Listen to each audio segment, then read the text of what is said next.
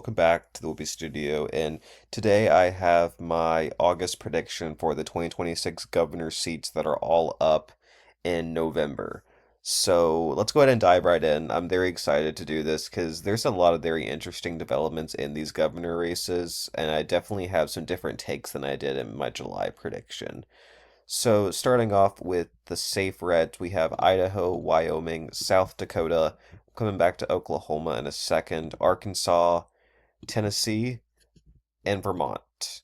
Um, and I think, honestly, I think I'm gonna call it there for the safe reds. I know there are not many, but the GOP will definitely make up for it in a second, so bear with me. And then for the safe blues, we're gonna do California, Colorado, Illinois, Maryland, Connecticut, Rhode Island, Massachusetts. We're throwing New York with Kathy Hochul, Pennsylvania with Josh Shapiro, and Minnesota with Amy Klobuchar. I think they will win their races all by over 15. Um, Thankfully for the GOP, though, this won't be a complete death sentence in the state of Minnesota because Mike Lindell did not win his primary, although he is orchestrating this whole recount effort. It's obviously not going to work. It's pretty pathetic if you ask me, because it was a seriously like an 11 point gap between them. Yeah, yeah, okay. Okay, dude. But Klobuchar is leading Lisa DeMuth by 15 points, so I still think this will be a safe blue race at the end of the day. And then Hawaii, and I think I'm gonna call it there for the safe blues. So, like I said earlier, the GOP will make up for that with a likely seat. So we'll start in Nebraska, and this is a little bit potentially a little it could be a little bit competitive. Um, we can see here it's all Democratic Eternals, but it's showing it within a couple point race, so I don't think there's any reason for me to believe that this couldn't drop down to a I mean obviously Jim Pillen did do well. He won by 23 points in 2022. Uh and then yeah, that was Ricketts there. So it's hard to say, but Lynn Walls, from what I've heard, there's definitely some like energy behind her campaign in Nebraska, and especially with Dan Osborne gonna make the Senate race close, I do think this will drop below 15, maybe, maybe 13, 14 points or something like that. It's gonna be in the same boat in Alabama, which this is a rematch of the 2020 Senate election with Tommy Tuberville up against Doug Jones. And as we remember then, Tuberville beat Jones by about 20 points. So you could say that it'll be the same here, but it's a bluer year than 2020 was. And a poll does show Tuberville only beating Jones by 9.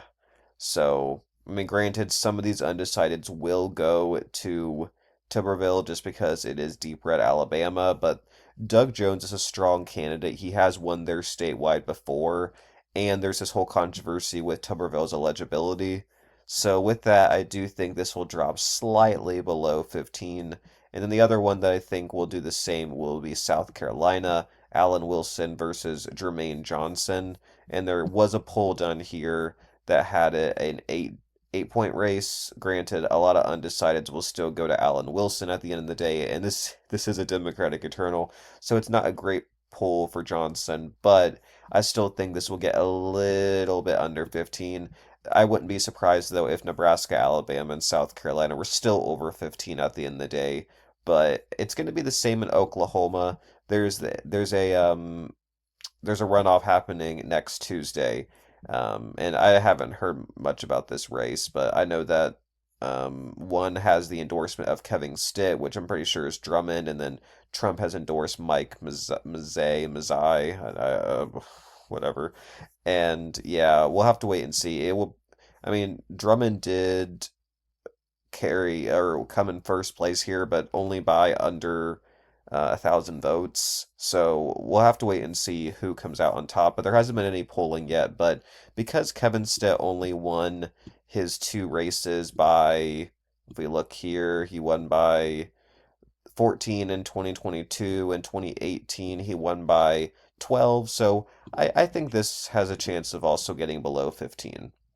So for the likely blue seats, we're going to have Oregon. This is potentially could be even narrower than that. I mean, Tina Kotek is not the most popular incumbent, but still, it's a bluer year, and I mean, this is a Republican internal too. So, I mean, it could narrow up, but I'm still going to say that Kotek will win by at least five, but probably not much more than five, which is pretty embarrassing performance for Oregon, as blue as it is. In New Mexico, there's a poll that showed this being like a 1 point race, I'm pretty sure I saw. Yeah, a 1 point race for Deb Haaland, but it's a Republican internal.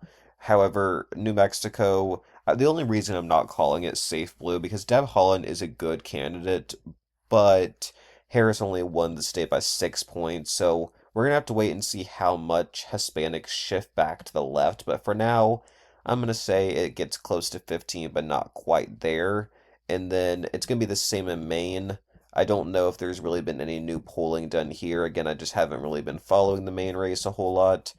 Um, I mean, yeah, I mean, yeah, I think this will probably be about a 10 point race, but it could even get a few points more for Pingree. We'll have to wait and see. Bobby Charles is not a good candidate for the state of Maine. He's just a Trumper, and that doesn't play well for this Northeastern, which is just not does not like the Trump-backed candidates, to say the least.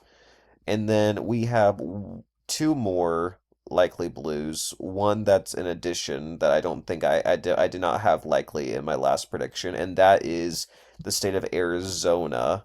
Sorry, not New Mexico, Arizona, which is just, yeah, Katie Hobbs, although she hasn't been the most popular incumbent, she's just got this in the bag because of how terrible Andy Biggs is as a candidate. The Arizona GOP is just in the gutters with their candidates. They just put out the most awful. I mean, he's better than Carrie Lake, but not by a whole lot. So I do think this will get her to win by over five. Plus, she picked John Giles as her running mate, who's a former Republican. So I think that is her attempt to win over more moderate voters, plus, the more McCain type voters from Arizona. So I do think she will get this over five. Um, Not by a whole lot. Same with Tina Kotek in Oregon, although these two states having the same margins, pretty embarrassing for Kotek. And I do think that Jocelyn Benson will get probably could even push 10, maybe even more in the state of Michigan. For the likely red seats, New Hampshire, Kelly Ayotte will definitely win by maybe not 10, but close to 10. Kansas, this is a Cindy Holscher, which is a more progressive dim, I'd say. I don't think she has the best chance of winning here. Ty Masterson is more far right, but I don't know. There hasn't been any polling about this race done to my knowledge so far, which I really feel like there should be, considering it's a Democratic held seat, but there's just been no polling, so I don't know about this one, but I'm gonna say it's probably about a 10 point race there. And then Florida, the primaries happened last night, and yeah, it's gonna be Byron Donalds versus David Jolly, and David Jolly has been leading in some polls, which is very impressive. I'm still gonna say that Donalds will win by over five, but not quite 10. I think he'll win anywhere between five and 10, but I could see a world where David Jolly could win this. I'm not gonna lie. I definitely think it's in the realm of possibility. Even for Florida, which has shifted so far to the right, David Jolly has definitely been impressing me. In Texas, it's the same story. Gina Hinojosa has been impressing me too, keeping this race within like 5 points in some of these polls, which is extremely impressive. And I could see a world where Hinojosa honestly wins this.